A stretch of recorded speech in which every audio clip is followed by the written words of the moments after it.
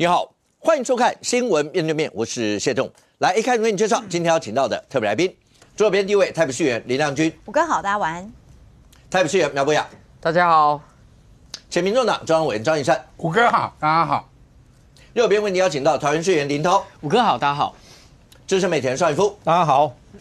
时事评论黄义洲老师，大家晚安。好，今天对国内整体上，不管你说会影响到未来大罢免的一些氛围吗，还是对两岸之间会有什么一些影响？今天最重要两件事，第一个陆配雅雅的这一块，那今天的时间25号。也就是内政部移民署说要限期出境的一个日子。那今天上午呢10点钟，那他直接到内政部外面去开了一个记者会。那当然，这所有一切的发展到底会是怎么样？那待会听看现场来宾的看法。花莲县政府在今天呢，花莲县政府被搜索，那花莲地检也发了一个新闻稿，这些到底对未来会有什么影响？在上个礼拜六的时候，你看到各阵营6日各阵营入战直接对决的结果，那各自呈现的什么样一些的状况？尤其在这个从上礼拜开始，这个礼拜、下个礼拜，大概每个礼拜都会有一些大规模的陆战对决。那到底未来会怎么样呢？好，不过一开始先让观众朋友看一下，那雅雅这件事情在今天上午的时候，他在内政部外面开了一个记者会，现场冲突的画面，来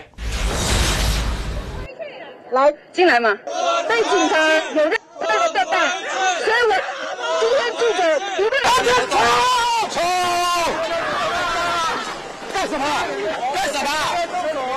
在车道上面冲走！总之，我是非常不希望发生战争。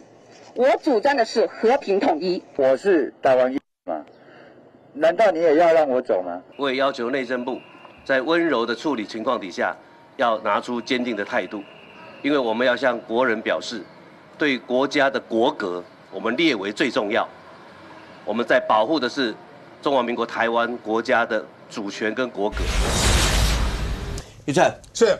昨天大家在讲，因为今天是最后一天的来访 ，OK， 那他就在昨天大概到了黄昏左右的时候讲说他不会回去，那他今天会在内政部开记者会，就看到了内幕。你也看到，包括卓奎的态度，就讲你可以态度温柔，但是要非常坚定的，就是要执法执行这一块，这一整块。好，我刚刚讲第一个，当然这是讲到有没有武统的主张武统的一些言论，算不算言论自由的这一块，而这一部分会挑动两岸的一个神经。但更重要一点，在现在整个大罢免风潮，你知道。罢团在主张的是包括什么要反共啦，所有这些，所以这一段如果都摆在这个地方，会有什么影响？最新消息是他在晚上的6点15分要在松山机场开记者会，而且买了机票准备回家了。本来是 day night 到今天晚上的12点啊，对，12点如果他还没有离境的话，我们所谓的就要强制去出境嘛，这个部分就会比较有冲突性。但是如果他是自己买机票回家，这就是开开心心的日子了。为什么呢？雅雅当归啊！今天晚上大家都吃当归鸭，他也开心啊，他回到他热爱的祖国，不是吗？台湾人也开心啊，少了一个武统的言论，不是吗？中国的小粉红应该要在机场欢迎他，雅雅回来了，您终于回来了，不是吗？大家都开心的日子是，所以今天晚上要吃当归鸭。为什么说雅雅的言论是非常不适当？我们可以看到，他根本就是主张武统的言论嘛，而且他说在台湖南人雅雅为人民解放军点赞，捍卫国家主权。这个国家主权是什么？当然讲的叫做中华人民共和国的国家主权，而非中华民国的国家主权的时刻准备着。宝岛上面已经插满了5星红旗，这不是武统言论。什么是武统言论？而且重点是他在台湾讲的，他在湖南讲没人点赞啊。他在台湾讲这种话，就一堆小粉红灌流量给他嘛，就扭曲了。说真的，以整个的言论市场嘛，在台湾的言论市场里面，主张统一的，说真的只有10%，每次的研究大概10%左右，更不用说讲武统了嘛。所以你的言论市场被对岸的小粉红不断的灌赞、不断的散播之后，就扭曲了整个台湾的言论市场，这才叫做危害言论自由。当因为这样不足以代表台湾人的言论充斥在整个网络上面的时候，当然我们要做非常重要的警醒嘛。所以回过头来讲，刘世芳为什么说这个叫做3战：法律战、舆论战跟心理战？中共对台湾进行相关的法律战、舆论战跟心理战嘛。第一个，包含雅雅她是否是假结婚来台，现在都还是一个疑虑哦。那未来还有很多人可以依亲的方式来台湾，整个在法律上面，台湾对于大陆同胞的一个管制，相对来讲是松散的。他们也透过这些相对来讲的破口来进行法律上面的战争嘛。那透过这些破口，他们进来了台湾，甚至在立法院里面都要修改所谓的中配6改4。为什么要修这个？修改这个之后，中配6改4之后，他们取得身份证，甚至可以迫害台湾的民主制度嘛。所以这个叫做法律战。透过你台湾法律上面的漏洞，透过你在立法院的立法，我去改变台湾的现状嘛。第二个叫做舆论战，刚才讲过了，统一的言论每次调查就只有10%，更何况是武统，根本没有台湾人主张武统。但是这些陆配不止一个哦，好多人在 TikTok 不断的去散播武统的言论，而武统的言论不断散播，它其实要导致一个心理战的因素嘛，就是你们准备。宝岛已经插满5星红旗，你们就准备投降吧，不要抵抗。这个东西就是中共要在所谓的网络上去散播所谓的投降论嘛。当中国的他们不断的传播中国的解放军多么伟大、多么厉害的时候，其实就造成台湾的一个恐惧感，而这种恐惧感就会形成一种心理压力，而这种心理压力就会导致害怕战争、害怕一个行使国家抵抗权的一个非常重要的一个心理因素，而这种心理因素是台湾人现在最需要有的。不管中国的解放军如何的强大，台湾还是要努力的去做防卫嘛。他们就要做这样的一个心理作战，所以包含在法律战、舆论战、心理战。为什么雅雅这么重要？它是一个个案，但是它绝对是很多对付中国在统战台湾最新战术上面，尤其在网络作战上面非常重要的跨出的第一步。OK， 当然你在今天的现场看到雅雅的丈夫，那当然也在现场。刚刚你听到他用台湾话讲说我是台湾囡仔，然后你们要连我都要赶出去吗 ？OK， 好，那这个过程当中为什么会挑在今天deadline 的今天，那要在内政部开了记者会？你不管说晚上6点多，你说飞机是不是要回去？可是要先做这样的一个记者会，诉求的又是什么样？在过程当中，你看到包括透过新闻的一些画面，看到在现场里面，包括两边的一些对峙啊，没有？那里面当然，我讲这件事情它会牵扯到，因为现在霸团在整个过程当中，有用包括是不是反共对亲共啊，类似这些。我没有确切的数据，但是对王宏威委员的那个选区，上一次不是大家讲说那个第2阶段进了以后排队排很长嘛，那个画面。有人是讲说，因为那时候雅雅的一些言论，王宏威委员是不是有声援他，也造成了一个催化的一个效果。有人是这样讲，可是这个过程当中，今天王宏威委员当然他有讲，可是他讲说，雅雅武统的言论，一定有一些人会不高兴。可是难道不是讲武统的言论，其他的陆配你知道陆配也好，中配也好，其他的这些人讲的只要这种不开心，难道就不能讲，就要被驱逐？现在的这些态度，俨然某种程度，他也拉扯到所谓的罢免，像这样的一个神经吗？我觉得国民党是100%错判情势，真的是错判情势。你知道，就这个上周我看国民党很努力办造势嘛，这是林涛对不对？后面在讲哇，好多个手板啊，还有很多年轻人在后面用人工啊，帮他当这个人力投影幕啊，在那边切换这个人工投影片哈。结果今天啊，这个雅雅在内政部的一场抗议，这一个板子抵过林涛讲100张板子嘛，这板子你看，大家看上面写什么？他开这个雅雅开这个记者会写说台湾政府赶陆配就是乞丐赶庙公然后再加上你看这个排版有没有精美的排版？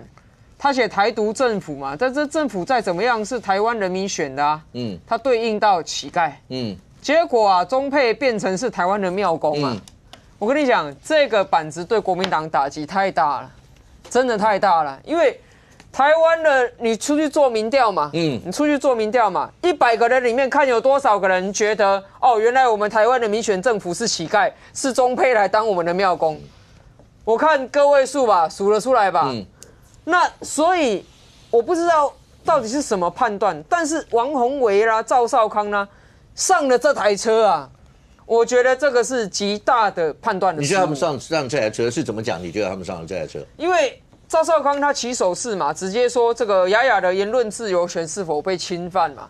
那王宏维他讲什么呢？我看他讲的是说，哎呀，这个政府啊，对待陆配啊，执法的标准啊，到底是什么啊？这些，但是我必须讲啊，坦白讲，其实雅雅的这案子的问题的核心不是言论自由权，它的核心是居留权啊，对不对？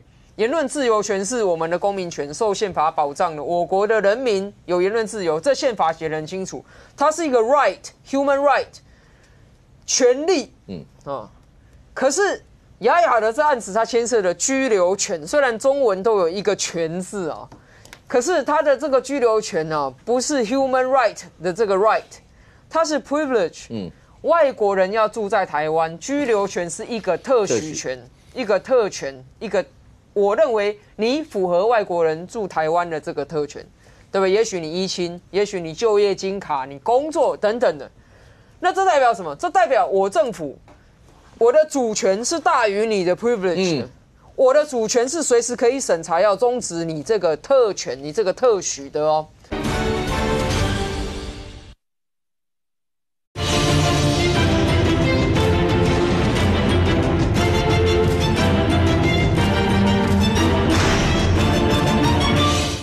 这代表我政府，我的主权是大于你的 privilege 的。我的主权是随时可以审查要终止你这个特权、你这个特许的哦。我举一个例子啊，大家有知道啊，一个知名的青少年叫孙安佐，他曾经在美国读书居留，但是啊，有一天他上学的时候讲了一句错的话，他去跟同学讲说啊，几月几号的时候你们不要到学校来，因为我啊要开枪啊，后面就不讲了，怕节目被罚钱。哇，他讲的这个，他自认为他开玩笑哦。结果后来同学去报案了，报案之后，这个孙安佐啊，不但是被遣送出境哦，而且遣送出境之前他还被关了。那为什么？你说，美国难道没有言论自由？美国有言论自由，美国不民主吗？美国很民主，但是针对非美国人，他有他自己的一套。我决定你什么时候可以待在美国。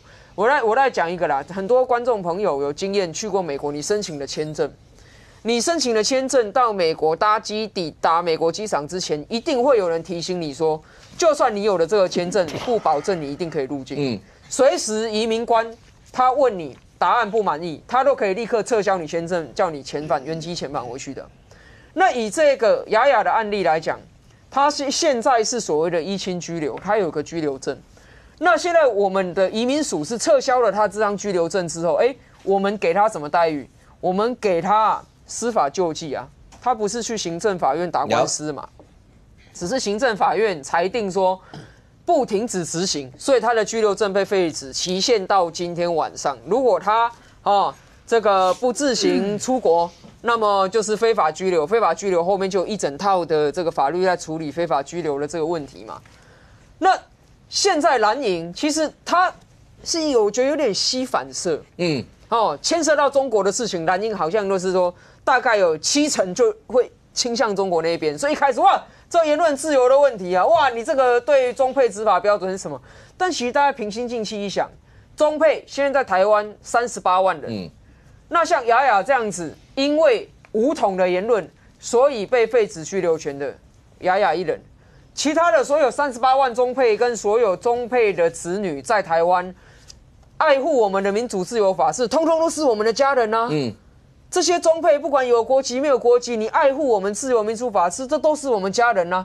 但问题是这个雅雅的言论我相信之前那个陆委会副主委梁文杰我觉得他做了一个说明，我觉得说明的蛮好，因为他直接把那个影片播出来，所有媒体看得到那个影片是他在里面是鼓吹武统的言论。那武统我讲白一点啊，那有时候中国的文宣还蛮厉害的，他会用一些很漂亮的包装啊，去包装一个很残忍的事。比如说新疆的集中营，他就会说是再教育，而武统也是一个很漂亮的包装哦。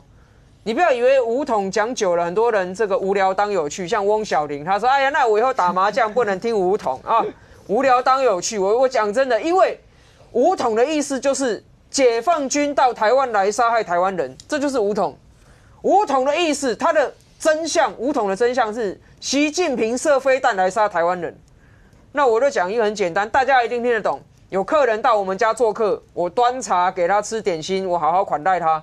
但是如果他在我家客厅讲说啊，他要找黑道来杀我们全家，那我至少有个卑微的权利可以请他出去嘛，请他回他家讲嘛。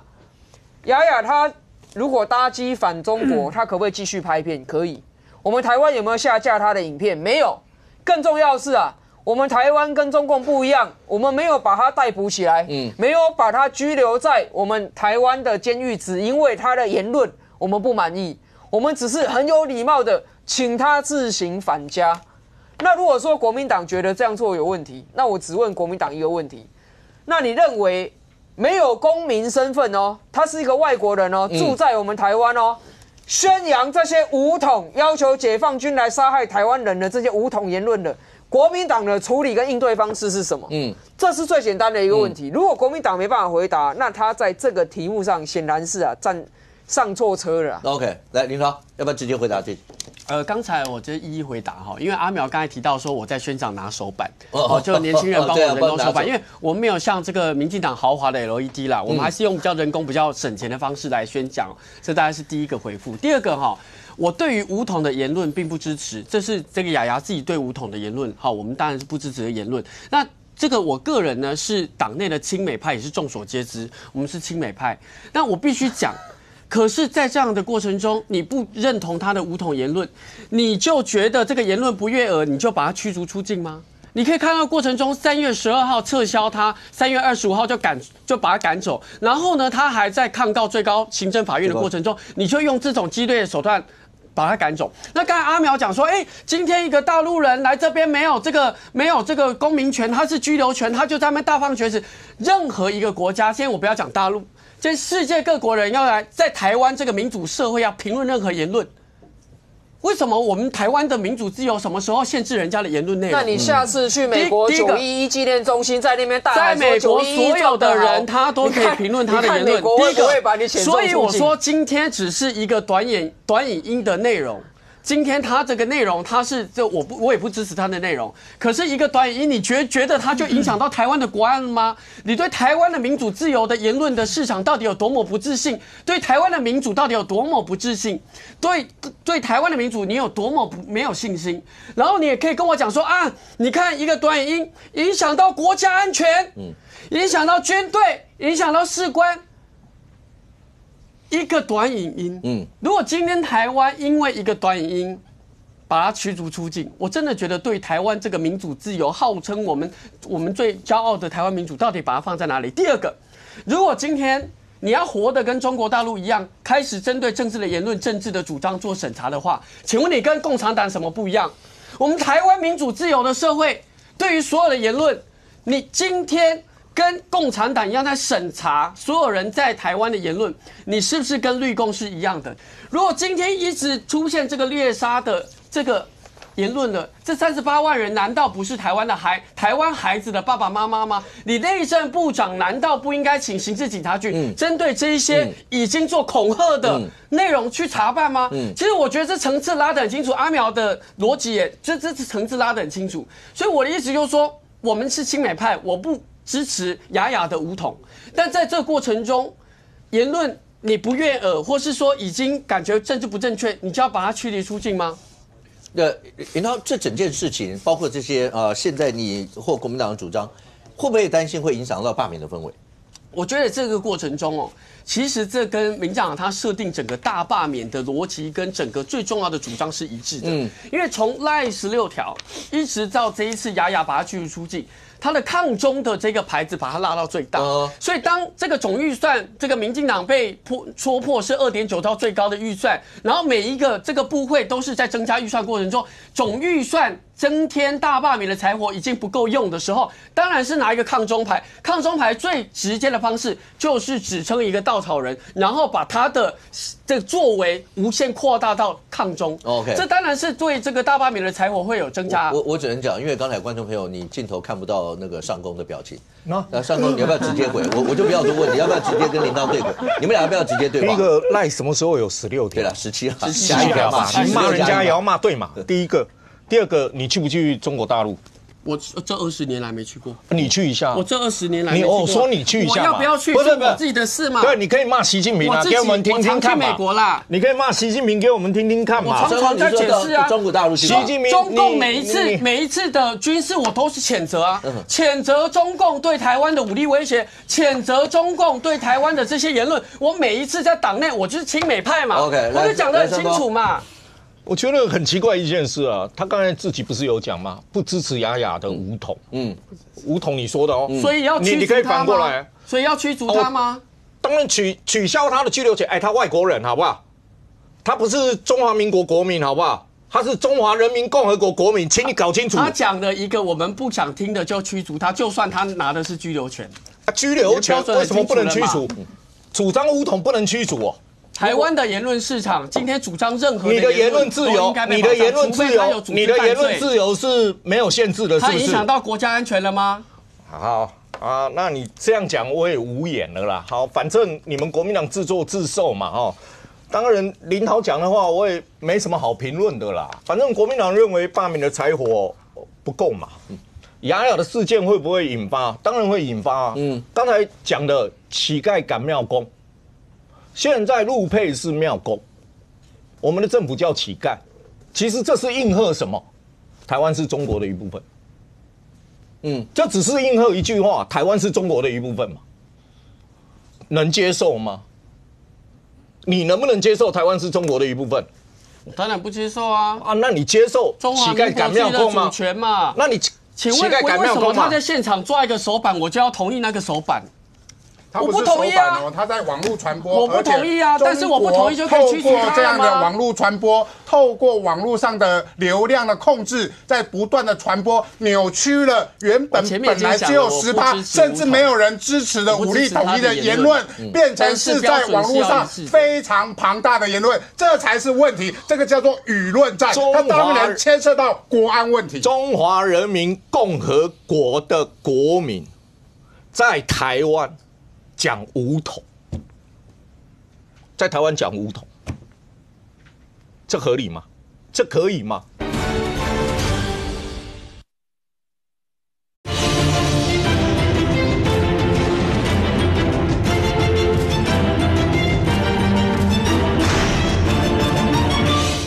在台湾讲武统，这合理吗？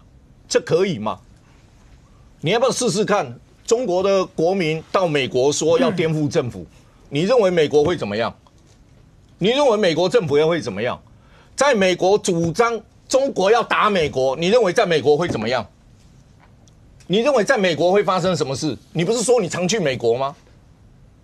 你不是还去参加他们的那个总统的？我还在美国读书3年，在美国所有的言论市场，如果你没有搭配在法规制定的组织犯罪跟相关资金的内容，跟其他影响国安的作为，你做什么言论，在德国也不能讲纳粹的相关言论。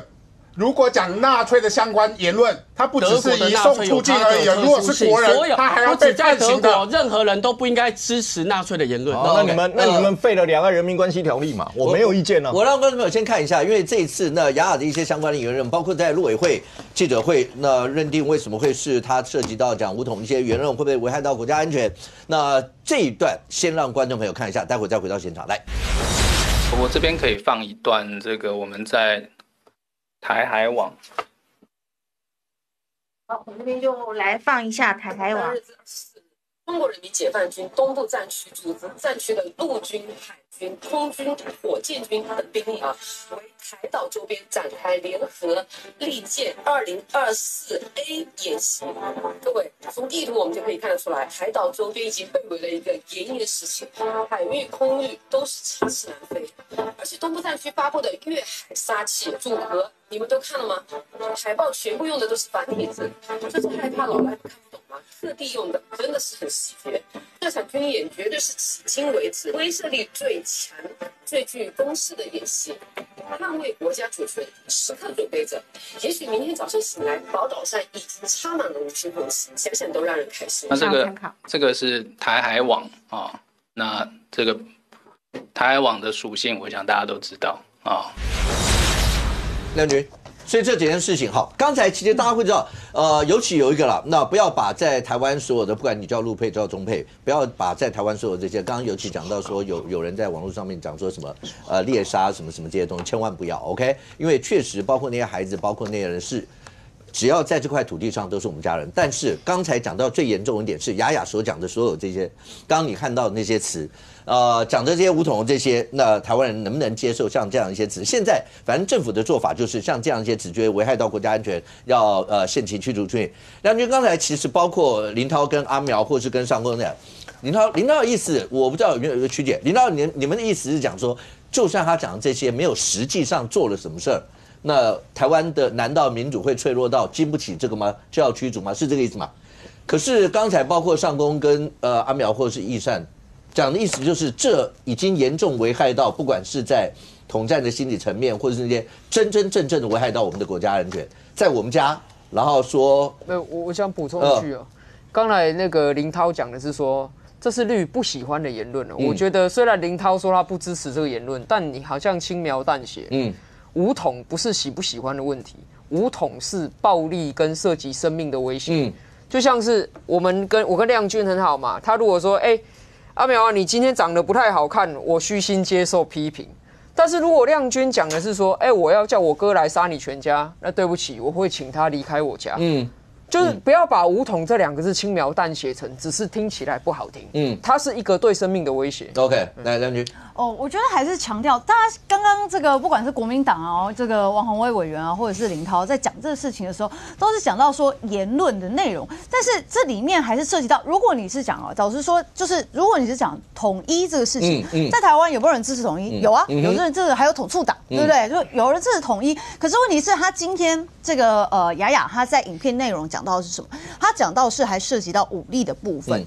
武力才是这一次的重点嘛？那林涛继续，他一定会讲说，好，那涉及到武力言论，难道是我们不能容忍的范围吗？在言论自由这么广阔的范畴里面，不能算范围里面吗？我回到一个大家最能够理解的，如果我们是一般的中华民国台湾的国民，我们如果是用这样子的言论，像刚刚阿苗讲的，我跟他讲说，我要叫我哥去你家杀你，这时候他会怎么做？他把我请出去之外，他还报警。我会被抓，我会因为恐吓然后他受到威胁，对不对？这个是我们在一般国民的部分，我们在法律里面就禁止这样子的暴力行为。所以今天雅雅在他的这个影片上面谈到武力侵略台湾的这件事情，我们国家用我们在居留权上面的规定，请他离开台湾，就这样子。我们也没有把他抓起来或关起来，因为你说一般的恐吓罪，你可能真的会进到警察局，接下来还要被拘役等等。那没有，我们就是礼貌的请他离开。我们这里不欢迎这样子的言论跟这样子的行为，所以一直要用这种言论自由的范畴去轻描淡写武统的言论。我觉得这个我不确定国民党这样的说法到底是在帮中国讲话，还是自己觉得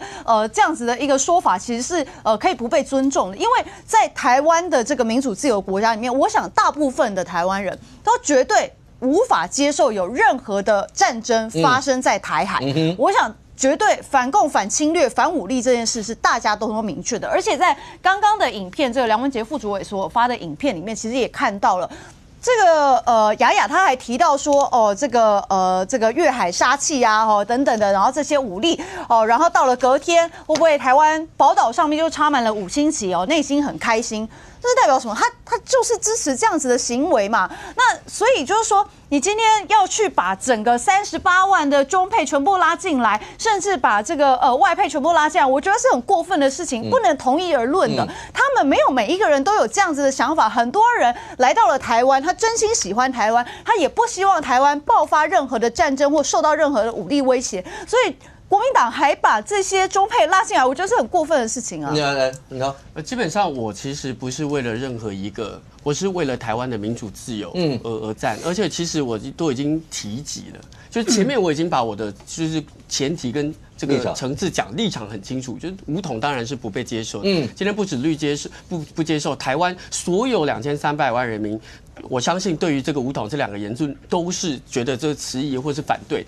那我的意思就是说，就算这样子，而且就算我们是亲美的立场，但我的意思是说，到底这个言论有没有到达是直接驱离出境，还是他在拍一个短影音就有影响到国安法里面的相关的法定？所以我觉得这是台湾社会可以讨论的。OK， 来，公民老师，首先你不能叫我公民老师，请你叫我乞丐。因为你讲国没有功，所以从此以后叫我公民乞丐，这第一点。所以我们现在都是乞丐，因为我们要希望他离开，这第一点。对不起，我可不可以重喊一次？好，来，公民乞丐是，有对，看华语有，等大家都可以加嘛，我们都改庙公，好，这第一点哈。现在变成是哈，我们这些有身份证的，他是没有身份证的，有身份证的叫乞丐，没有身份证的叫庙公，这第一点。那第二点呢？好，那雅雅当然他今天早上就开了那个记者会，对不对？你知道雅雅其实从头到尾他根本就不是爱国，他根本没有真的真心爱中华民国，他爱的是中华人民共和国人民的那些斗内钱。我讲最白的就是这样子。为什么？因为雅雅今天的特殊性就在于她在台湾，所以叫雅雅在台湾。他今天如果回到湖南，变雅雅在湖南，然后在那边开他的抖内直播，然后说要什么武统台湾，你觉得会有人抖内给他吗？中国那么多网红，每一个都讲了那么多，他那个时候就没有特殊性，他的概念就很像黄安。黄安为什么在中国会受到一定的特殊性？因为他具有中华民国的身份证的时候，他可以有一定程度代表说一起台湾人，但是他呼吁说可能两岸统一。一旦黄安的身份证被撤掉以后，他在中国他就是 nothing， 同理可证。所以雅雅的情况是因为他要赚的是那些钱。那另外还有一件事情，我们看左上角这一张图，右上角。这个行为啊，其实韩国人也有在看。这是我们一个台湾的网红，他就分享台湾人的韩国人的想法。韩国人说战报，韩国政府应该学习台湾，因为韩国也有类似的情况。那韩国中国人拘留了就超过100万。那对于这件事情，他们认为说，如果有这样的人，比如我的韩国，我中国人，我讲来哦，中国怕韩国哦，朝鲜是中国的一部分。过去你们什么过去还是东营党，还是我们中国的一部分。你这样讲这种话的时候，然后中国打韩国的时候，你觉得韩国政府能不动作吗？所以这边说韩国网友也认为说，该做的事情要做。然后最后再讲一个，这个最有趣，这个是中国的网红，他最近也出来讲，他讲什么？你知道？他说，因为雅雅讲了一句话，他说离开台湾呢，恐陷万劫不复的深渊。他超不想离开台湾，是陷入万劫不复的深渊。这个网红说：“就彭姐，难道回祖国不是温暖吗？什么叫做回万劫不复的深渊？请你出来解释一下这件事。”所以很多中国网友都讲一句话，就是说第一个说你们的爱国浓度很低。好，一听到说台湾要遣返、要遣送以后，影片就下架，然后讲这种好像回去祖国。你平常不是讲祖国很棒吗？那今天有机会回去祖国，你应该是开开心心的、欢欢喜，而且你给我一个安狗上来见。你就招回去嘛，你嘛不用演什么骨肉分离，对吧？你就是规组就带回去，上好是恁亲戚老顶招老卡。既然祖国这么好，既然祖国这么美，既然中国这么强大，是不是全家都带回去嘛？我们也不会阻止你啊，问题你都没有啊。所以归根究底就是什么？你的是要探谈台湾，在言论上去用武统、武力台湾、学习台湾这种话。去赚他的钱。我最后再补充一件事，我觉得国民党真的不要没事上这台车，因为这个对你们不是很有利。为什么我要这样讲呢？因为这个是日前那个一个民调机构所做出来，就是说针对雅雅这种武统的网红，然后我们要遣返他到底大家是赞成还反对？有将近69%的人是认为是应该，认为不应该的只有2成。然后这里面我还要希望国民党的朋友看清楚这里面来。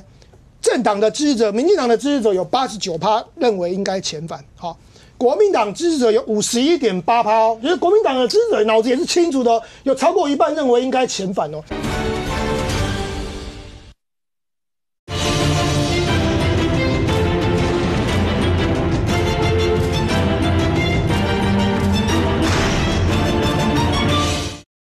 政党的支持者，民进党的支持者有89%认为应该遣返，好。国民党支持者有51.8%就是国民党的支持者脑子也是清楚的有超过一半认为应该遣返那民众党的支持者是有57%认为应该遣返。我意思就是说，国民党这些党公职比如说像王宏威最近面临罢免，你没台没几台，卖去挖这台台，因为今天早上其实昨天大家在讨论说记者会的时候，会不会有国民党的党公职敢站在旁边帮雅雅声援。今天早上你看到没有？你大概买些惊，而且连里面的支持者有超过一半都认为，其实他还是要遣返。就是说，国民党支持者也许他们认为和平统一是他们的想望，就这个我尊重，但是不代表那是用战争血洗台湾。以前毛泽东讲的要血洗台湾哦，讲解放台湾算客气。毛泽东最早是讲血洗台湾，后来才讲解放台湾，后来才改成和平统一台湾，那是有阶段性。所以现在回归到他要血洗台湾的时候，你还跟他在那边我还欢迎你说言论自由，让你在那边继续赚你中国人的斗内钱，搞跨国动作这样情况。所以我觉得这件事情整个归咎一件事情，就是说，我认为有些事情对的事情我们尊重，我们包容，但是不对的事情，该请的就请。甚至我们在讲一件事，那个新党那个游志斌，他这边大闹立法院，大闹的这种，我们没办法把他遣返，因为是中华民国的国民。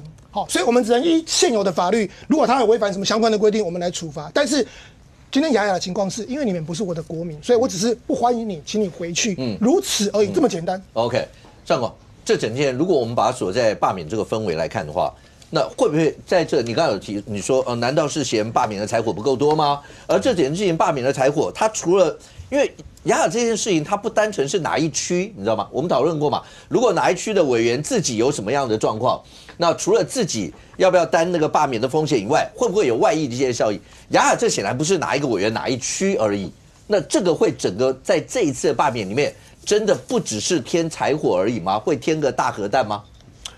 我觉得它是波段性的，因为我们看到从过年以后，我常讲发生了很多事，它都是一波段一波段的嘛。当然，你说雅雅的事件会不会产生影响？当然，它的影响就不是区域性的，不是区域性的。你透过新闻看，它就不是区域性的嘛，就好像我常说。傅昆萁，你站在立法院说话，他也不是区域性的，他就是一个全国性的问题嘛。你说雅雅的问题是一个单一台北市在乎、国民党在乎吗？它是一个全民都看的事情嘛。那全民都看的事情，那就很简单一件事嘛。全民的反应是什么嘛？你反应就很清楚一件事嘛，他的反应很清楚，然后反应今天这个反应会。负面会导向哪一方，就很清楚嘛。如果大多数的人民认为是不对的，你就遣送他是对的。那我请问你，哪一边是错的？帮他讲话的就一定错嘛？就人民的认知，遣送他是对的，那还护着他就一定是错的嘛？那你这样对比一下人数，你说会不会影响？我常说，其实罢免联署啊，亮君也在这边嘛。罢免联署其实一开始是积极要去罢免的人联署，所以他的那个份数会快速的往上走。走到一定的时候，那一种希望罢免积极者大概签完以后，他就走平，甚至于会往下滑嘛。冷却期嘛，他会往下走。但什么东西会支撑的它的坡度虽然会变缓，它还会上升。只有一件事情嘛，就不断的事件发生嘛，不断的事件发生，就是说好了，我打算投票的时候去投吧，但是没有打算要联署，但越看越多的时候就跑去联署，然后这个联署过程当中，你说雅雅事件会不会影响？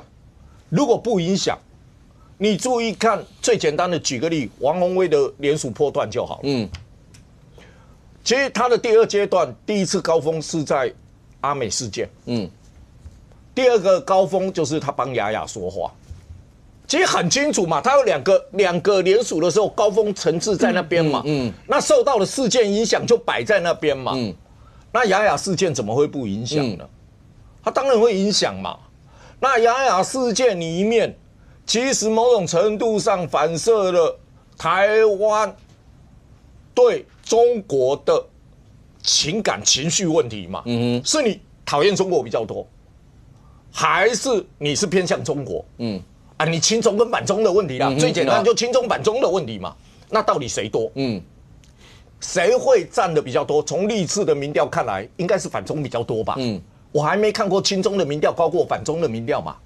所以你一摆下去看，这个事件会不会刺激到选民？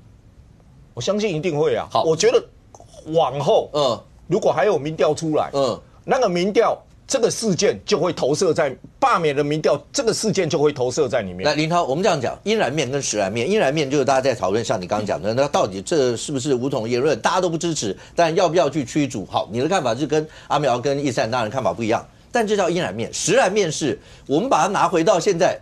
对国民党很多的委员现在来看起来大概30还是35席嘛，对不对？然后你讲那8席，因为毕竟中委会还没有中选会还没有公布，那这会不会真的就影响到？因为第2阶段刚才上公讲要有柴火，它才不会有冷却期。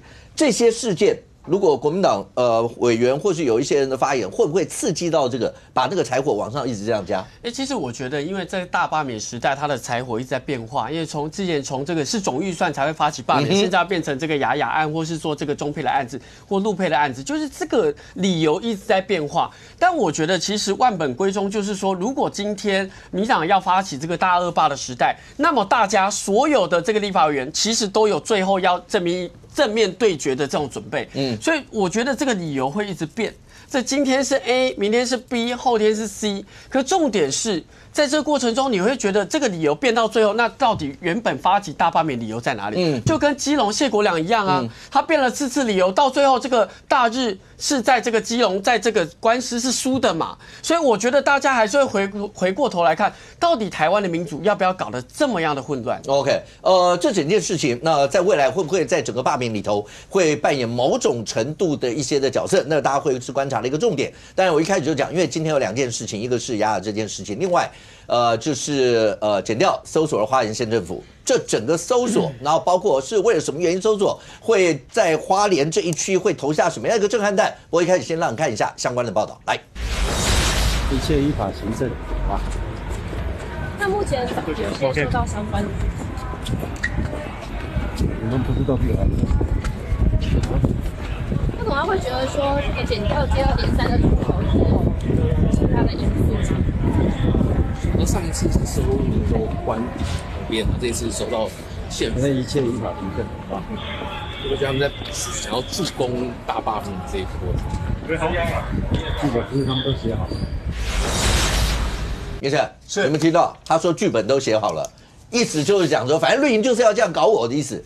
剧本没写好，是因为你们先去查水表嘛？不然那个查水表是我们叫你去的吗？当然不是嘛，因为花莲地检署今天也发了新闻稿，非常郑重的来澄清相关的一些质疑嘛。第一个是因为经过民众告发，因为我们都知道花莲查水表第一次去的时候，户政事务所的相关人员直接问你说你有没有签名，这些东西被人家搜证之后去做了检举的动作，所以是因为民众告发，指称花莲有户政人员向民众查询罢免提议名册签名是否真伪嘛？因为这种查询都是不对的，要记有问题就是记查询单啦，你不能直接向本人查询是否是为真伪嘛。第二个，这个明良珍啊，这直接讲被告明良珍知悉啊罢免的这个提议名册的查对是花莲县选举委员会的职责哦。但是他却代行职责，叫户政人员去查询嘛？这个是选委会的职责啊，你户政人员是属于民政处的啊，你为什么民政处可以指挥户政人员去查水表？这个是第2个问题嘛。第3个问题，所以才今天去查了所谓的花莲县政府的民政处跟户政事务所这5处执行搜索嘛。那明良珍到底知不知道有没有下令？从他在民政处的这个赖对话记录，这之前就公布过嘛。他直接写说，请各户所查对资料时务必不要单身。那表示说你知道，第一、第二，你有下令嘛？你叫他们不要单身，表示你有下令所有的户政户政单位去查对所有的选举委员会应该做的事情嘛，这些资料。那为什么选举委员会不做呢？不好意思，选举委员会的总干事是他的副处长，所以他得听长官的。这个花莲县政府这样的任命本来就不对了，一般来讲都应该是民政处长兼这个选举委员会的总干事，那就是执行选举委员会的事情嘛。但是明良珍因为是傅昆萁的子弟兵，而且是傅昆萁的组织大将，他不愿意去被所谓的选举委员会的事务绑住，所以叫副处长去做。一般来讲也可以，但是通常会是叫秘书长或副市长，他才可以指挥民政处去做相关的事情，而不是民政处处长去指挥选举委员会做相关事情嘛。所以整个花莲政府才有剧本本来就剧本就是要去做查水表，所以才叫明良珍，你不要去做选举委员会的总干事，而叫这个副处长去做这个总干事嘛。所以整个傅昆萁啊，当你不怕的时候，他就怕嘛。查水表，它目的是什么？要你寒蝉效应，希望你不要去签所谓的2阶段的联署嘛。所以你不怕了，业霸不怕了，他们就怕了嘛。怕的结果就是他们开始在准备3阶段。那3阶段有组织战、文宣战嘛。文宣战我们就可以看到了，又出现了。只要看到战天下整合行销啊，就会看到他的文宣战开始动起来了。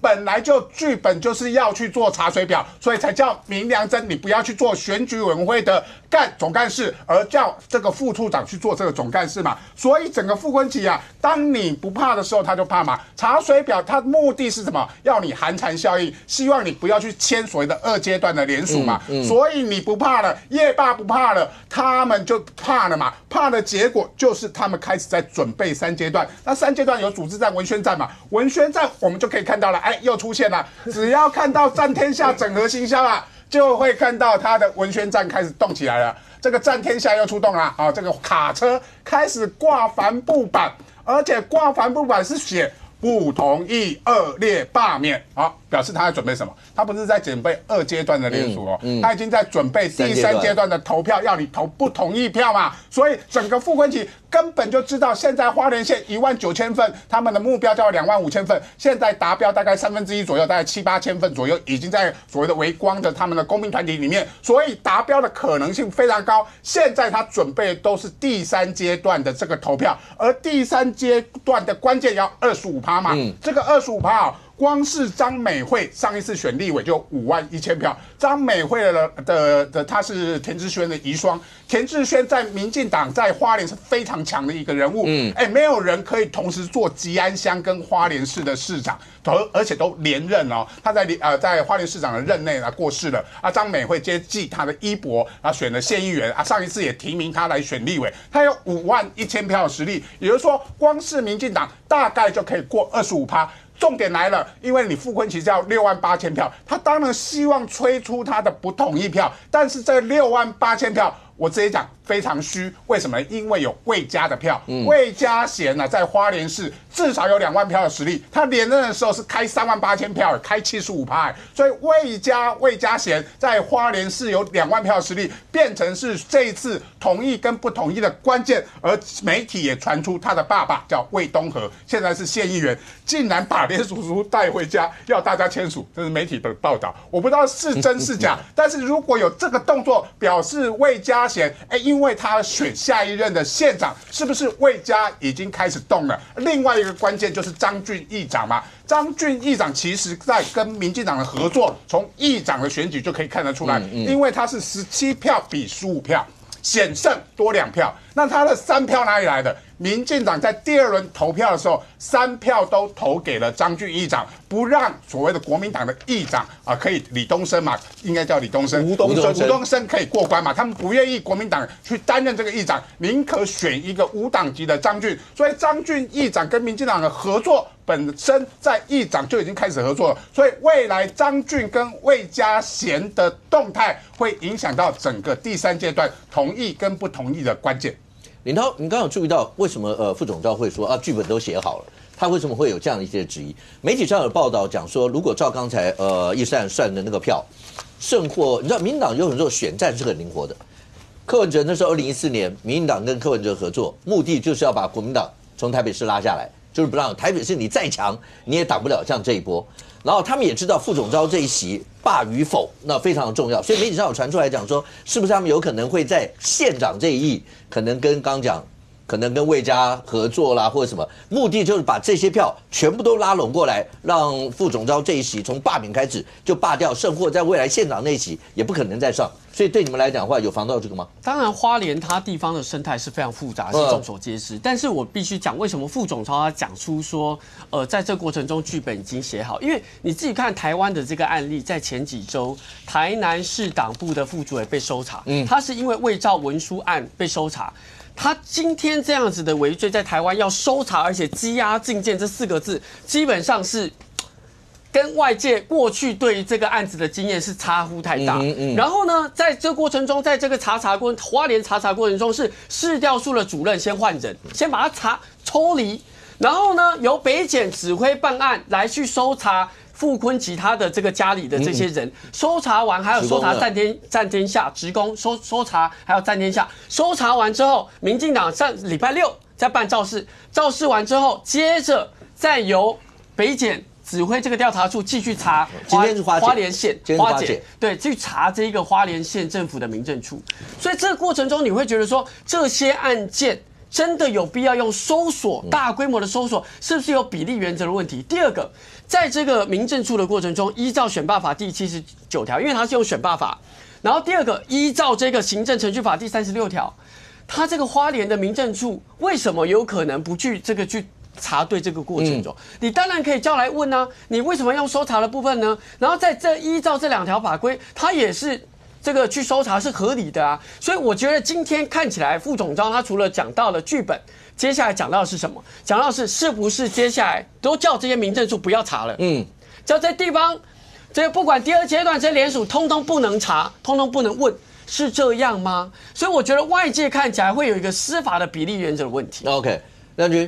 你有没有听出来林涛还有刚才副总召字里行间的弦外之音？意思就是动用司法要去处理副总召这一块，你们会这样做吗？另外，媒体上有说你们有一个内参讲副总召的那个仇恨值非常非常高，大概快70%左右，是真的有这样吗？还是你们真的会在花莲用礼让的方式，尽全力，只要能够把傅崐萁总召拉下来都好？我觉得这个说法其实有点倒果为因啦，就是说今天如果前面没有这些所谓的幽灵联署，那或者是说这些去查水表的状况的话，其实检调也不会收到检举，然后接下来启动调查嘛。所以你要讲说这一整套剧本，难道都是民进党，然后叫人家去做这个幽灵联署，还是叫你们民政处去查水表嘛？根本不是这个事情。所以你前面自己做了哪些事情，后来得了哪些果，这些都要自己承担，不要通通算到民进党的头上来了。那当然，现在大家讲说傅崐萁因为之前这个王宏威有讲说这个擒贼先擒王嘛，所以呢，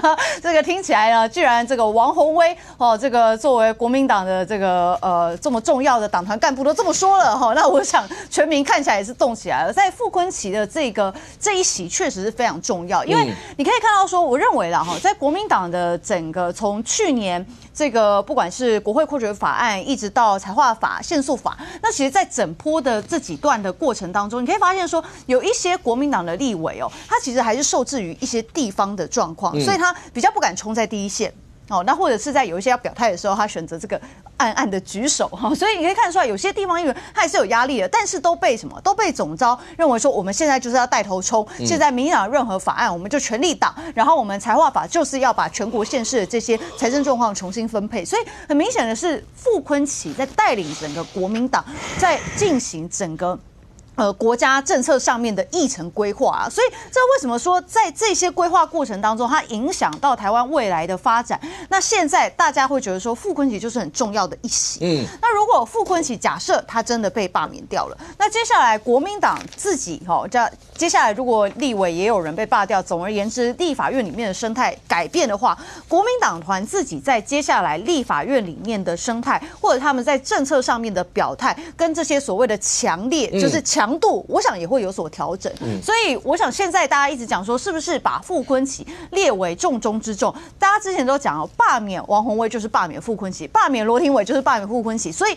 我想傅崐萁绝对就是在这一次的这个大罢免当中，很多人民一直锁定了目标，而且也很多人其实是因为傅崐萁决定出来罢免自己选区的国民党立委的所以其实傅崐萁他其实是有个外溢效益的，他造成国民党其他的这个党籍的立委其实也因为他而遭受波及。你们有内参，他的仇恨值真的很高吗？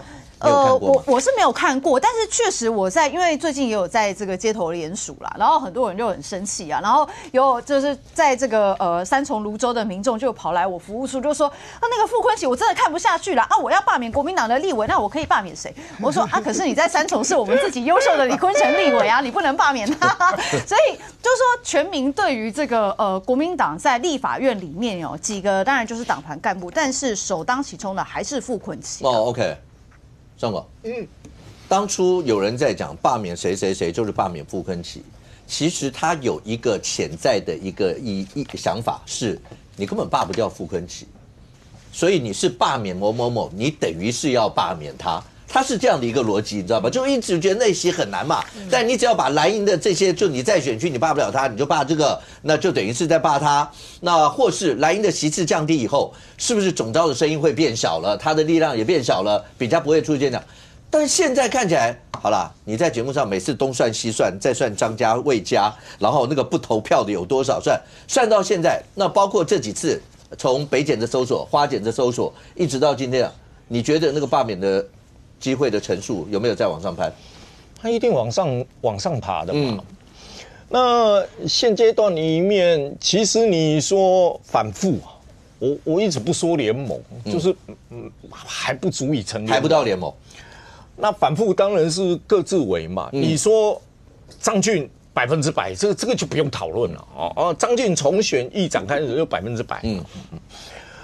那你说现在国民党里面，不要忘记哦，当初国民党选议长选张俊，国民党跑了5张票。国民党跑了5张票啊。这5张票里面，当然张俊当时还是国民党籍哦，他还不是哦，他是当选以后宣布退党的哦。所以他跑了5张票。那你说跟着会跑给张俊的人是挺副的人吗？不是哦，不是哦。那当然，民进党去花莲宣讲的时候，不是王一川被盯着吗？因为旁边吃姜母鸭嘛，傅昆萁啊，还有今天被搜索带走的明良珍也出现在那边嘛，他们在那边吃姜母鸭嘛。其实里面你看到去姜母鸭的人，除了建商以外，他还有一个人叫杨哲理。杨哲理3月17号才补选当选花莲市代会主席。那跟他竞选的叫蒋邦法，蒋邦法以前在干什么？傅昆萁服务处主任。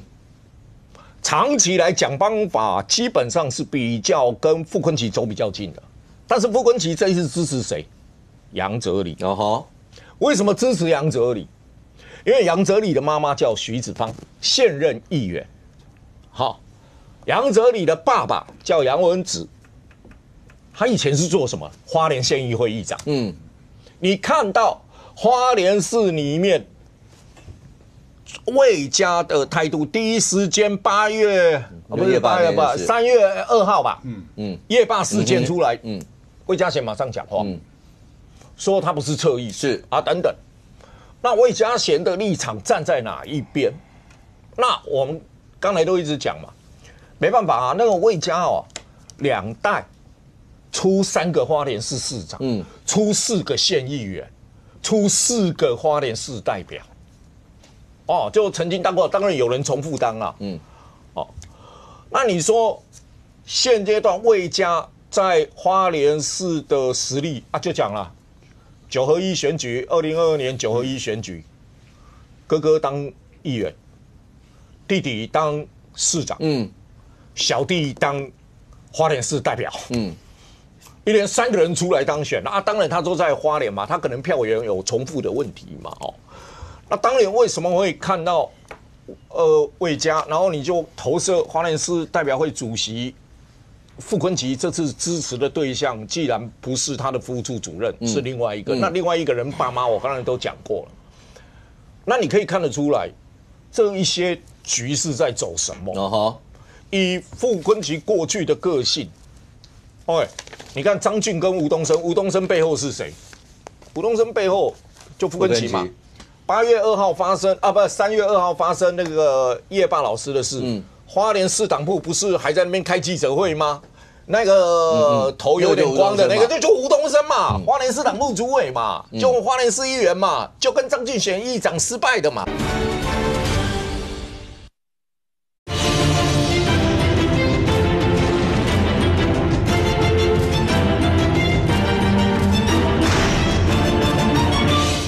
以傅昆萁过去的个性，你看张俊跟吴东升，吴东升背后是谁？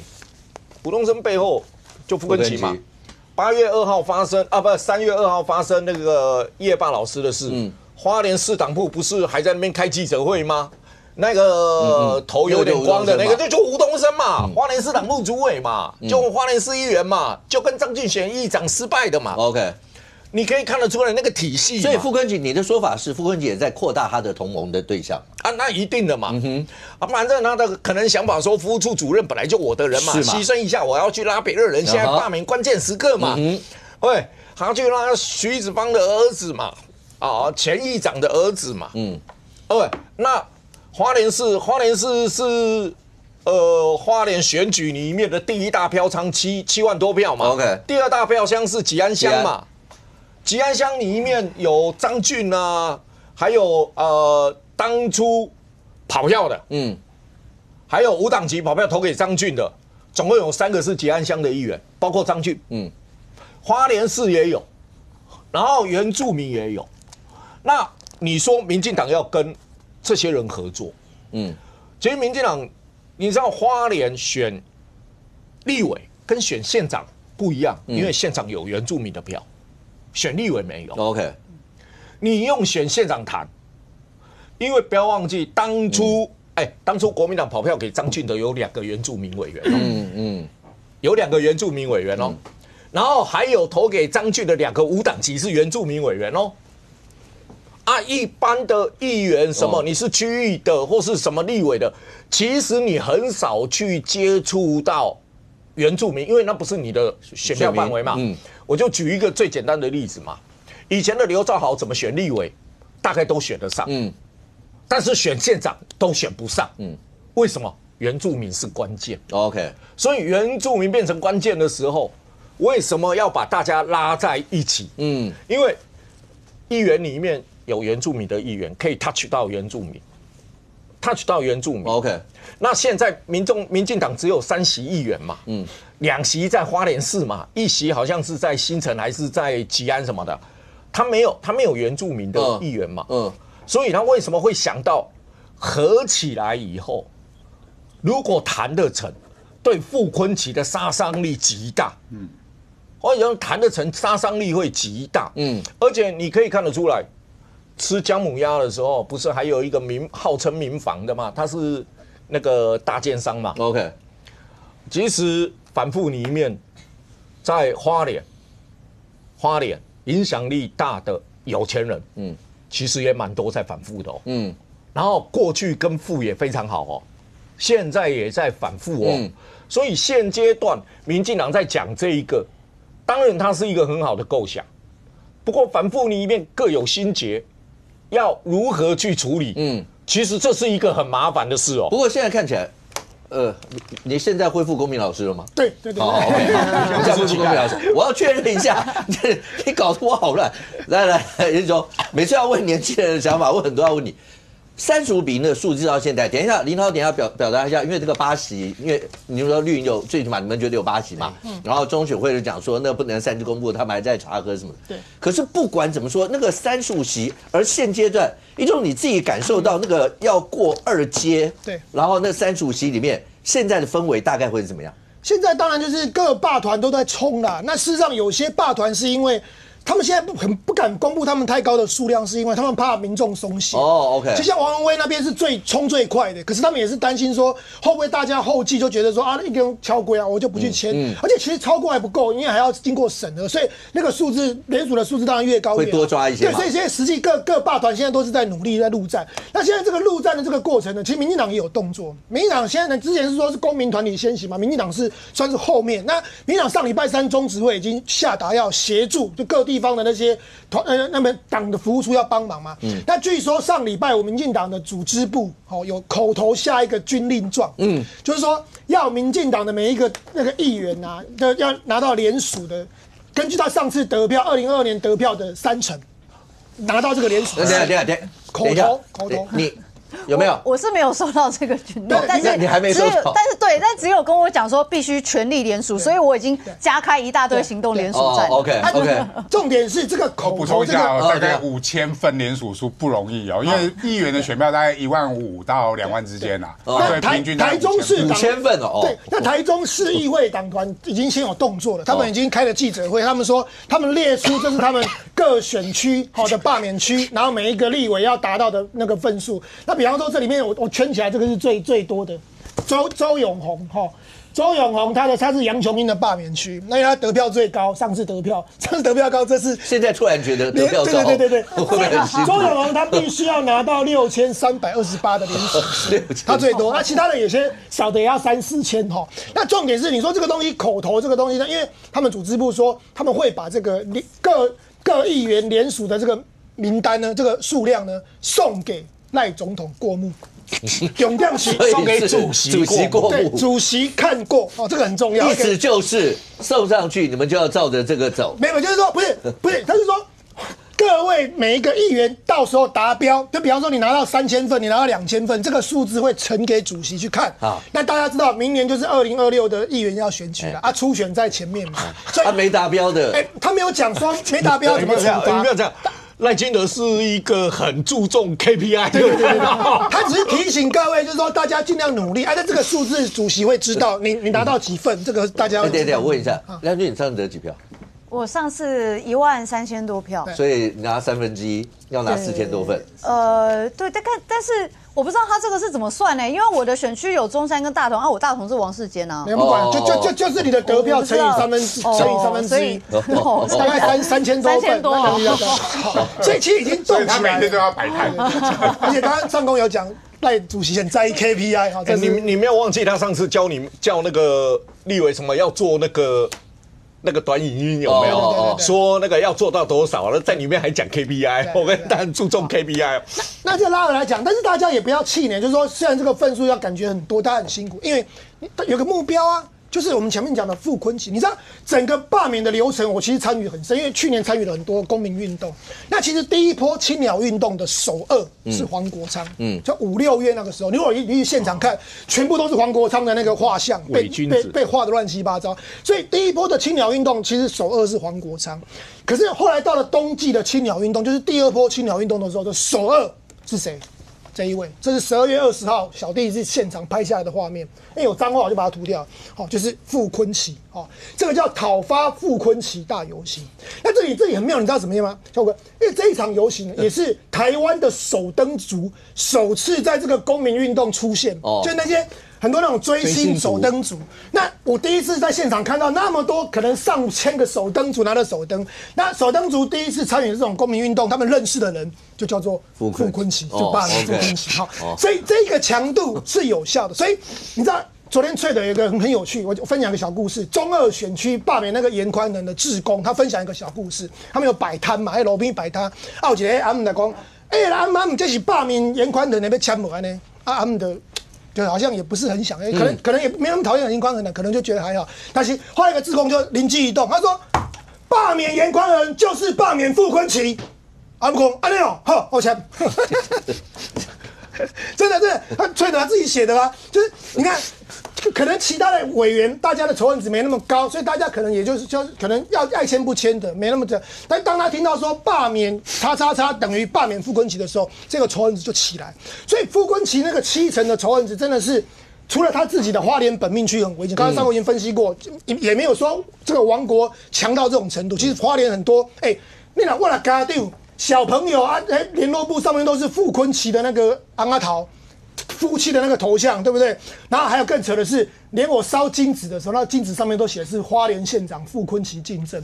你要了解他那种行为，不是每个花莲人都愿意接受的。你能接受你的小朋友联络簿上面是他们夫妻的头像吗？你能接受你吃的米上面是他们夫妻的头像吗？你能接受你烧的金纸上面写傅昆萁吗？所以真的啊，我们有没有乱讲？这事实就这样。所以整个那个过程，大家过去是敢怒不敢言，对华人来讲，那现在发现开始有破口，而且傅昆萁的效应会连带影响到全国各地，所以这个时候你就可以感觉到这个气氛。所以民进党的党公子，亮君也不要欢乐了哈，就。阿苗闪掉，阿苗不是民进党哈，但是亮君不用担心，这个仇恨值加上这些年轻朋友，他们人生第一次认识的就是傅昆萁，所以这个机会我觉得是可以冲上去的。OK， 来林涛分一攻一守。好，第一个，你说，因为我们在节目讲过，国民党再怎么打，不会不计到变成35-0打下去嘛。现在看起来，包括黄旅主委也讲说，反正台北那2期，他觉得一定会过。然后你提了有8席，当然中选会讲说那要由中选会最后来公布，因为那是地方要查核。所以你们对于好一个公就是你们对于要罢绿委的这边有什么样的一些包括积极度？刚讲有没有各地方尤其在那些地方的县市议员或什么，是不是要去做什么动作？这是一个守的部分，那就更多了，因为你们有30几席要守，尤其当然一定还是会有比较所谓的危机区或什么，你们这些有什么一些守势的一些策略吗？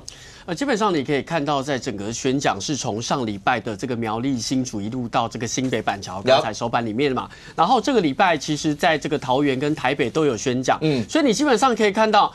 还钱于民跟反恶霸这个事情是各地一再宣讲，但我说真的，因为到最后变成一个大混局。好，假设这个这个中选会到最后查对是8席或是超过10席，没办法就尊重中选会的查对，那到最后一定是攻守兼备。你一定是在这个过程中直接来做政党的直球对决嘛，因为民进党中央都已经下令所有的先进党部的所有他们的民代的服务处要打开，要变成他们联署站。那我觉得现在针对某一区，因为现在还在第2阶段，像是桃园跟台北，我们的节奏就不一样。比如像在桃园，因为全部都是蓝营的立委，那他们就希望说，在过程中不要去挑起那么大的一个我们讲到的这个攻防，那没关系，就尊重第2阶段大家的判断。可是到最后一定是政党对决的。所以我觉得在论述也好，或是说你看到第2阶段全国的国民党的100场的宣讲，你都可以看到这是完完全全的节奏。那所有包括北中南的区域联防，搭配县市首长针对地方财划法的说明，我觉得这到最后就是两军对垒。OK， 阿苗，你从上礼拜6、礼拜天，其实是我就讲已经从空战正式打到大规模的陆战，大家正式对决。蓝营强攻新北，然后绿营强攻花莲，然后白营呢也在板桥。OK。可是所有这些你看完以后，你的结果会怎么样？包括了刚刚讲到各阵营，当在上礼拜绿营已经直接下令说要所有的党公职人员全部都变成一个民主加油站啊，类似这些，你看到蓝营的一些相关的动作嘞？我觉得蓝营应该还没有准备好要投入吧。不是，数字都已经这样，还没准备好要投入。因为你看哦，这个不好意思啊，这个林涛宣讲的画面，如果蓝营要投入的话，画面不会是这样子。蓝营如果是打算以正规的这个打选举的这样子最高层级来抢救的话，一定是很正规的办一场活动，然后下面要满满的都动员，把蓝营的组织盘都动员出来。这场等于是蓝营的，虽然在苗栗下午有一场啦，但是这场在新北板桥，大家认为是蓝营真真正正的第一场，应该是这一场。但我认为这媒体场而已啦，不是群众场，因为如果是群众场的话，蓝营。过去造势我们都看过，那个都是标配会出来，绝对不是这种青年团这个人工的这个后面一页一页用人工翻手动翻页，不会是这样子。蓝营的那场媒体场，我的观察是说，朱立伦跟侯友宜同框嘛，然后最危险的叶元之在这边嘛，那中间有个小插曲啊，这个翁上人挡到 C 位，叫他排后面一点这样子，对。但重点是，我觉得蓝营啊，现在是还在处理一个问题，是说。针对罢免啊，到底啊谁要袖子卷起来做事啊？因为本来的形式是说，侯友宜好像没有相关侯友宜就那他讲一些场面话嘛，他很会讲一些场面话嘛。他就讲叶元之，他就讲了2件事啊。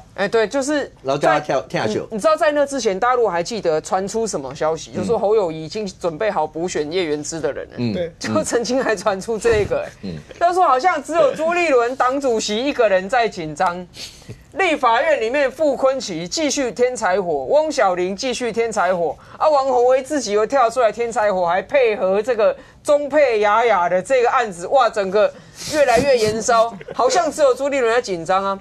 所以我觉得上周国民党那个办这样媒体场，就说至少新北的最重要人士侯友宜，你来了，现场讲2句话，对不对？好像有个信号说，你看我朱立伦啊，我可以搞定。那今天朱立伦呢，另外有排了一个5分钟的行程哦，跑来我们台北市，好快闪支援罢免吴思瑶等等。哎，对，为什么这个行程啊？不是媒体写10分钟了，你说5分钟，媒体写不是就算10分钟，阿美有没有觉得他应该再待久一点？不是，我觉得我可以体会朱立伦的感受。为什么？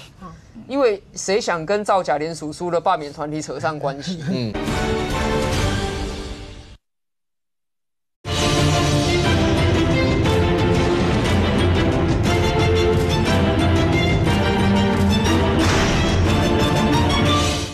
阿美有没有觉得他应该再待久一点？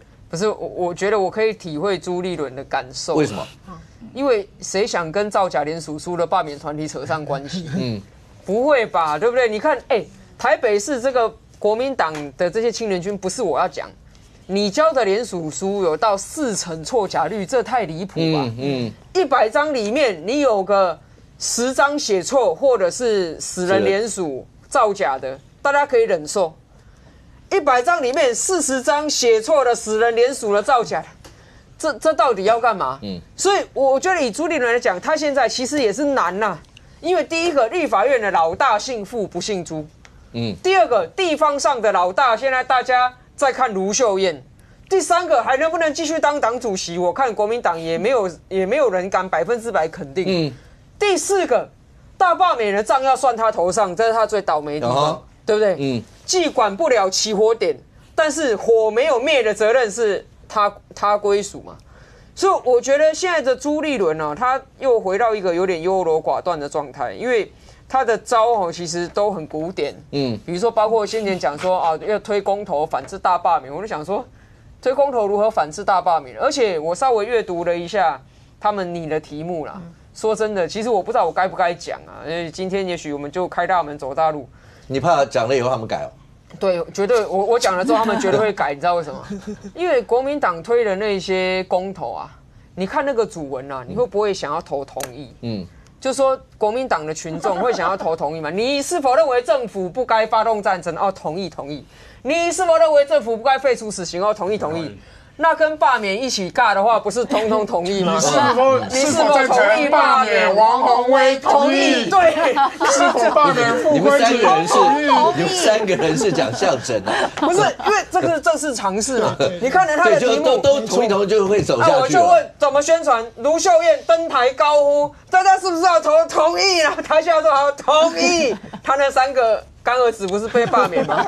所以我觉得朱立伦出了这个招真的是没招的招，也是很苦啦。然后又遇上了这个屋漏偏逢连夜雨啊，然后一大堆控制不住的国民党被罢免的立委，然后硬要上这个中配雅雅的车，什么车都要上。那朱立伦怎么办？我觉得他现在是处在这个很困难的情境啦。当然，这个时候有人会趁虚而入，有人会伸出友谊的手。黄国昌会把友谊的手伸出来，对不对？他就说我跟朱立伦也不是太熟，对不对？对，意思就是希望以后熟起来。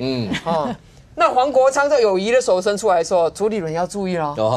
要注意咯，不要看黄国昌的厉害哦，他自由广场那一场，他们宣称是多少？15000人还是15万人？那是网路啦。网路是还15万人。没有，礼拜6到礼拜天3大阵营的场子，如果照媒体上包括各阵营自己喊的，是白银人最多。对，他最多嘛，因为他们那是6000嘛。国民党媒体报道是，我不知道林涛媒体上报道是1000多。我不知道你现场看多少，在板桥，其实媒体写4000多啦。好，就算4000。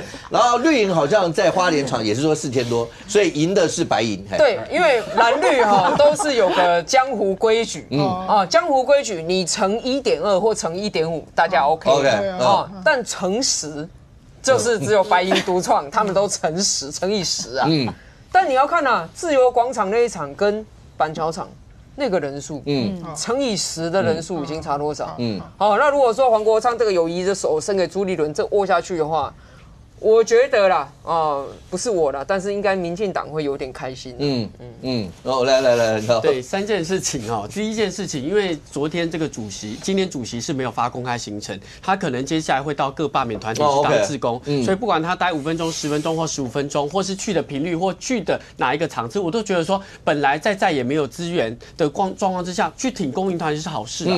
第二个，因为大家直接讲说啊，你板桥啊怎么会中这个手板呢？我都讲了很久了，就是说这是一个马拉松，有第1阶、第2阶、第3阶。那因为我们现在资源没有办法像执政党这么丰沛，所以你当然前面在还没有大战的过程中，我们尽可能的节省资源，用可以宣讲的方式让这个民众听到嘛。因为重点是你讲的内容嘛。那今天是 LED 跟手板，我都觉得最刻苦的状况，我们也很愿意。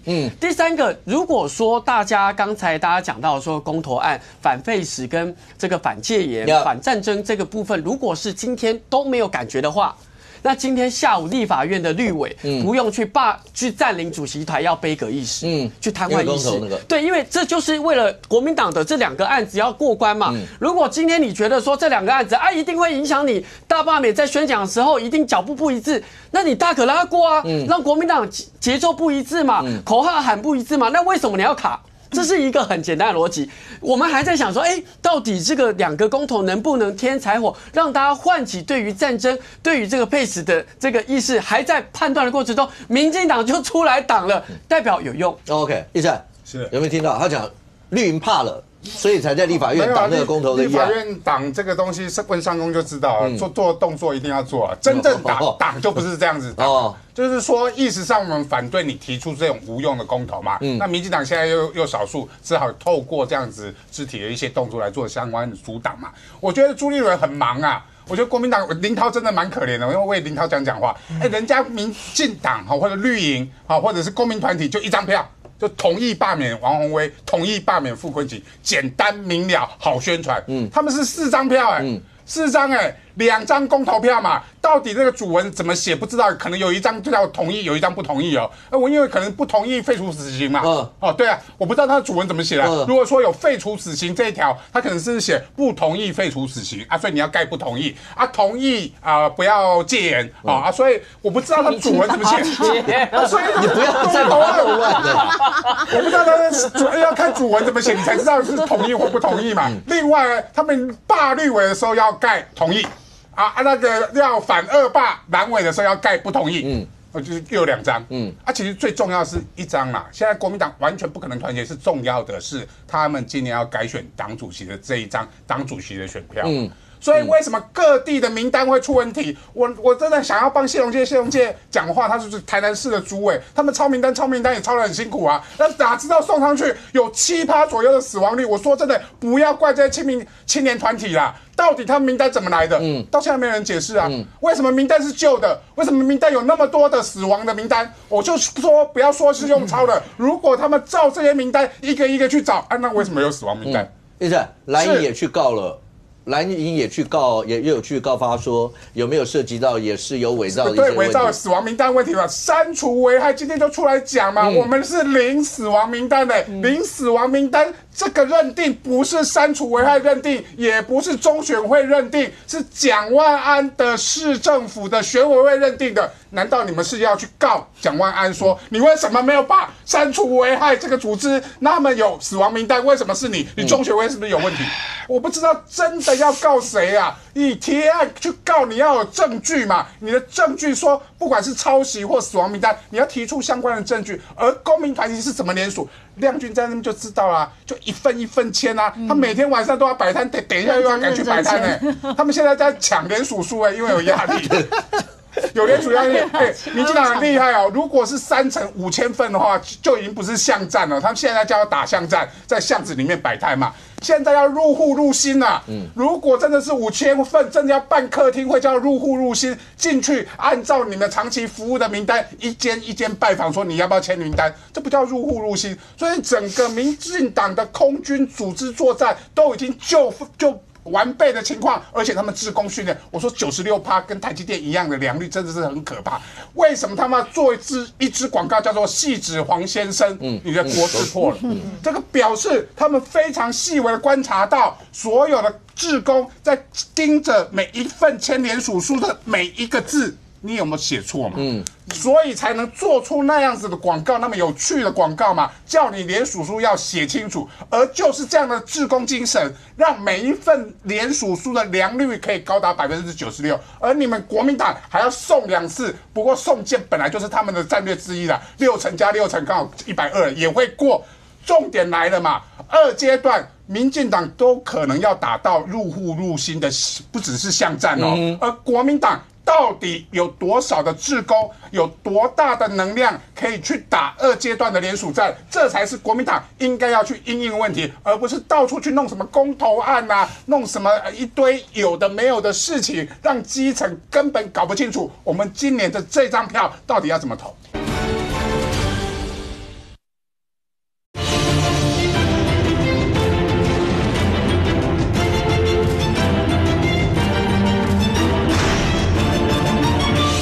应该要去因应问题，而不是到处去弄什么公投案啊，弄什么一堆有的没有的事情，让基层根本搞不清楚我们今年的这张票到底要怎么投。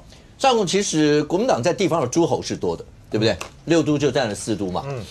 如果每一都的我们先讲国民党要守的，因为毕竟30几席，你说总是对他们来说，他们也喊1席不能少，只是打到现在，地方的诸侯好，地方上最有实力的就是县市首长。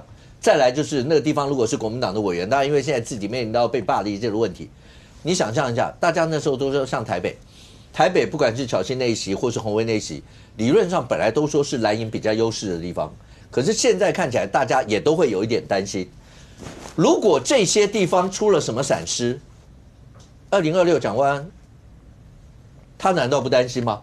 本来都说台北市是天龙国，是蓝营比较优势区，那个优势是你一块立委的地方堆起来的。如果这些地方已经不复当初的优势，那到了2026呢？所以有很多人讲说，这次罢免它会变成2026一个前哨战。你可以看得出来，地方甚或有人讲说，绿营也希望借着这一次，在很多地方做一个气势的翻转，甚或再想办法攻城略地。地方上各入诸侯的联防，你觉得现在打得怎么样？国民党？我现在也看不出来什么大联防吧。因为目前为止，你说县市国民党的县市首长，你说比较重要的几个，台北顾台北的5个就来不及了。桃园6个全罢，要顾桃园6个，新北要顾5个，那什么一大堆。先讲一下，因为2阶段都还没过，2阶段都还没过嘛。那你说这一些联防，它还不到一个叫做议员交叉去其他诸侯交叉去其他县市的地方，还不到那个时候嘛。先自己顾本都来不及。顾本好，也没看出太多的顾本的动作了哈。就是说，你没有看到说在2阶罢免的时候。你说这些县市首长有太多的积极作为，说我可不可以把2阶降温？现在2阶降不降温，已经不是县市首长的工作了。降不降温是你们立法院可不可以不要再犯错了？你们这些人可不可以不要再说一些人民不想听的话？等等，因为县市长对这一波的2阶从1阶那个提议到2阶。完全没有能力说，我有办法让你说不要过，完全没有办法。所以他只能到3阶。如果真的到3阶，大家要打对决的时候，你现在任何的诸侯出来，你只要有一点沾上你的行政资源的话，他会被骂得很惨被骂得很惨我是说，你看最简单的一个理论。就是说，你诸侯当然你会怕，如果我的立委的选区罢免的人数被罢成功的人数多的话，会不会影响到他2026年的连任之路？当然会啊。卢秀燕是他能不能还往上走之路？然后侯友宜我就不知道该怎么讲，因为侯友宜最终没有连任完他要想去哪里不知道，我目前还看不出他的态度嘛，还看不出他的态度嘛，但是最简单一个，如果侯友宜希望刘和然接班，那他也要顾住这一群人呐，OK， 他也要顾住这一群人嘛，那你现阶段2阶的时候，你要用什么方式去顾他？如果像蒋万安，什么戒严基因啊，什么都被讲成那样，我不懂为什么要用集邮法嘛，我不懂为什么要用集邮法，因为人民行使宪法的权利，你应该给予最小的限制，而不是拿一个法去做一个最大的限制，而相对被罢方可以用任何理由租在室内就可以规避集邮法的问题，它是一个不对等嘛。那其实罢得掉罢不掉，你蒋万安要不要累积你的仇恨值？在这一波罢免的时候，你自己累积你自己的仇恨值。你像侯友宜在介寿公园里面站上去 ，OK 啊，没有话讲，那是你们党的活动嘛，你没有用到任何你自己的行政资源 ，OK， 你站上去 OK 啊，大家觉得你同党的县市长在这样的一个场合要护住你自己党籍的立委，合理啊，完全合理嘛。那未来如果民进党有2阶，如果过的话要投票，我也相信民进党有很多人会去站上去嘛，对不对？就护自己的同党的立委，并没有错，但是你一旦碰到行政资源 ，OK， 那你可能就会被打法不公平的问题，所以现阶段你说区域联防，我现在只能说大概每个县市长都在跨区域帮忙吧，跨自己的选区了，还不到跨出县市的部分嘛，因为跨出县市部分，那就大概就要准备进入3阶投票，然后大家才会想到谁可能相对正面来，对我来说相对正面，我想办法请他来嘛。那现阶段你现在只是想办法要降温，看2阶能不过最好不过 ，OK， 所以不至于现阶段不至于达到联防啊。那怎么样？你好，其实上公刚才评估各县市的区域确实的这个冷热。确实现在是最大的问题嘛，就是每一个区域，像桃园是6席，它没有民进党，它就是国民党，对于热跟冷之间的选择当然是不同。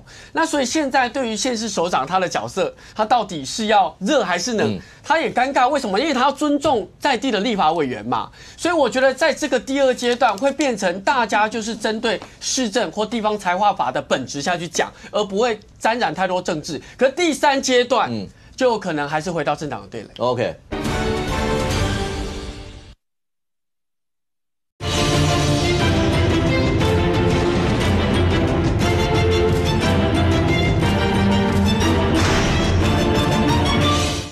现在是最大的问题嘛，就是每一个区域，像桃园是6席，它没有民进党，它就是国民党，对于热跟冷之间的选择当然是不同。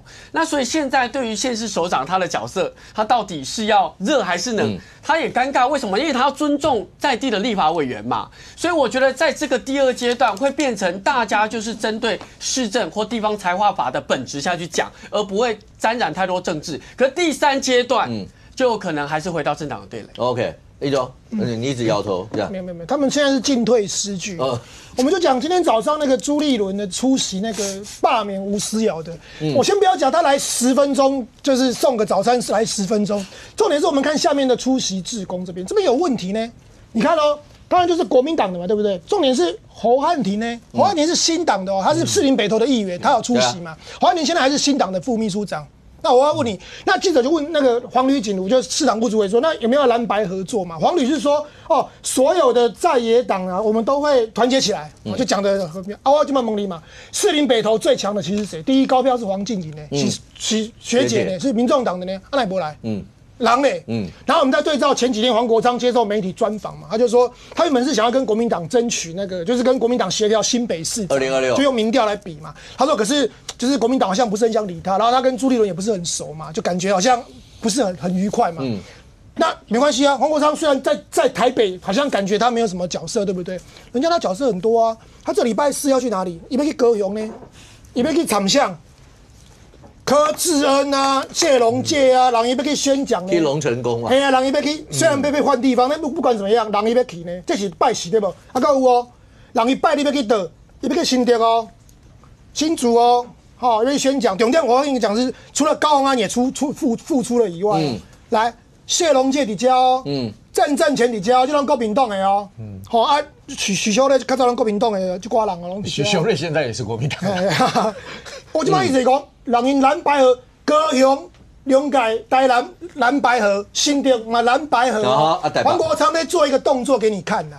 你台北跟我不好是不是？感情不好，好像不是很想理我，对不对？我要给我的影响力，我会展现在需要我的地方，新竹在高雄。然后你台北，你有本事你自己玩，你就自己玩嘛。你光一个联署的门槛，一样是罢免王宏威的是死亡联署是0，然后罢免那个吴佩就他们那些志工提的是死亡联署是108，你光这个人就没有办法比的嘛，所以更小嘛。那所以刚才阿苗讲说，当黄国昌的友谊的手伸出去以后，对朱立伦来讲，那恐怕就要想到非常多非常多。像你刚刚讲新北的时候，黄国昌自己也讲，他也知道如果新北三嘎都，那就不用打，不会赢嘛。他自己讲这句话，某种程度应该也是讲给朱立伦听吧。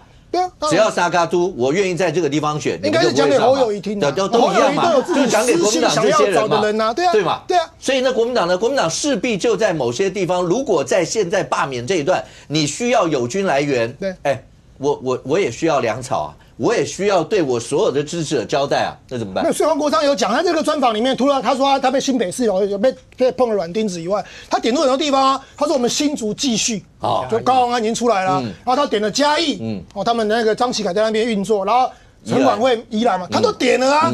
一直是讲我来高，他说我不要让人家觉得我在威胁人家了，但是我已经讲出这几个地方了。他说这不是威胁，就是一个讲，一直是讲。大家来条件，就是蓝白河这个局势，如果你不跟我谈条件的话，那大家走得桥啊。现在被罢免的是你们国民党那35个呢，我民众党那8个是没事哦。不是易总，他不是只有讲县市长哦，他连2028都拿出来威胁。所以川公，你觉得2028啊，蓝白河白银会有一席副总统？这个不一定啊，不一定啊，因为看对手嘛。如果对手仇恨值很高，要这个对手干嘛？要了还等于负面嘛。然后有人说一句话嘛，他说他的最大的那个意愿是什么？口口声声走到哪里都讲2028要把赖清德拉下来。对，对不对？那就看他嘛。他是强要呢，还是愿意蓝白河促成？拉下赖清德，这很简单的道理嘛。重点我在想，最根本就是，我们就讲今天这个罢免无私啊。你如果没有民众党加入支持，没有黄敬怡那最高票的29000票进来啊，你是要怎么跟人家罢啦？讲白了就这么白嘛。所以黄敬怡不出席嘛，没有瞧好嘛。所以之前媒体就讲了嘛，那如果真的可以罢免吴思瑶的话，那是不是要让黄敬怡选立委嘛？上一次你们国民党跟新党两个就张思刚跟侯万宁瞧不拢嘛。对啊，无你问黄敬怡拿第一高票呢？没被瞧不嘛，被瞧大家来运作嘛。不巧的话，你们就自己去玩。他手上握有好几百个志工，他就说黄国昌说，我那几百个志工就不下去帮忙，还有 know how， 对，他有 know how， 对不对？所以你国民党自己要表态啊。来，林涛，2026、2028，我觉得这一题是这样，就是说。你如果这个大28没有挡住的话，你谈26、28就有点远了。我觉得有点远，所以我觉得说，当然蓝白会不会有合作的空间，在26的提名人选或268的提名人选，因为28也有立委，不只有总统嘛，当然有，当然有。可是现在。先打这一仗嘛，就是说你不是你们一定是先打这一仗，可是对白银来讲，他没有任何，他80又不会被罢，所以你势必现在要跟我聊一下嘛。可是因为现在台湾民众党也遇到柯主席的司法的不公的案件嘛，所以你整个程度来讲，还是也要必须要合作在一起啊。国民党可以拿柯文哲威胁黄国昌，有道理。拿我们威胁国民党有道理。OK， 在未来2026、2028，你以为很远吗？没有，其实不远哦。你算一算，现在是2025，那很多各地方的提名，大概提名底定也是在2025下半年，大概也就已经底定到2026。可是现在看起来，当然林涛刚刚讲一句，总是这个罢免要先过吧。先过了这一仗才会有人有。但是对白银来讲的话，是不是真的是好整以暇，看着各路有谁需要我军来源，再决定未来呢？对绿营来讲的话，当下的指令，要各公职人员、党公职人员全部都卯下去以后，这仗到底未来会怎么样？我们大家拭目以待。非常谢谢现场所有来宾，也非常谢谢观众您的收看，谢谢妹妹，我们明天见，拜拜。